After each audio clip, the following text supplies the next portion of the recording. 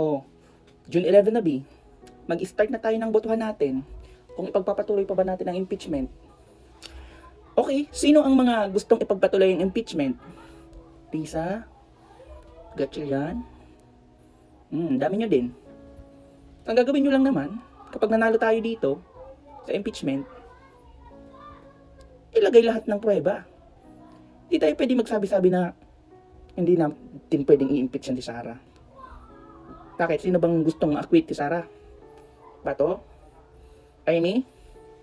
Carpuleta? Visit ka? Yung kuryente, sabi mo libre ng mga 2,000. Sino pa? Dami-dami nyo Alan? Bilyar? Dami-dami Ikaw, Amy ayaw mo talaga impeach yung best friend mo So, ibig sabihin, kayong mga ayaw i-impeach si Sara, gusto nyo lang talaga siyang manatili at maging presidente, B. Pagpatuloy natin yung impeachment. Milyon-milyon ang ginastos natin sa mga tuga. Sa mga susuotin nyo, ang kakapal ng pagmumukha nyo. Bakit kasi may mga senador na hindi nag-aral? Robin Padilla, ano ka ba? P.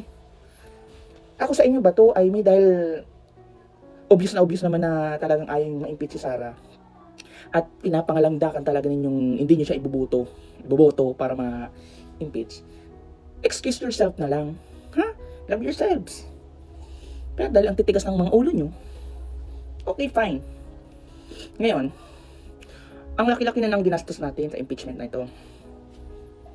Ikaw, Chis Escudero, tigas ng mukha mo din. Anong plano mo, B? Anong plano mo?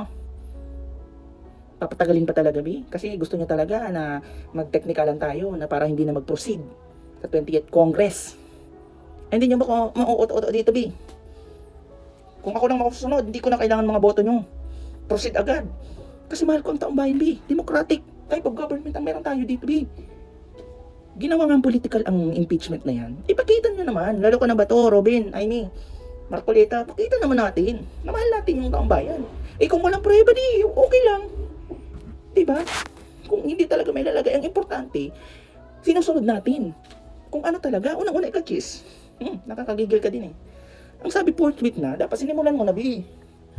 Di yung gumagawa pa ko ng paraan para madali ng matagal. Sobrang dali-dali na nga. Na menopause na nga ako, B. Kakaintay ng impeachment na yan. Tapos ngayon, itong Soto na to. Nasaan si Soto? Sabi mo lagi kang, umaga. Kakagigil ka din React ka pa. Diba? Tapos ang sinasabi mo, na dapat yung mga tinatanong about sa pagperma niyan,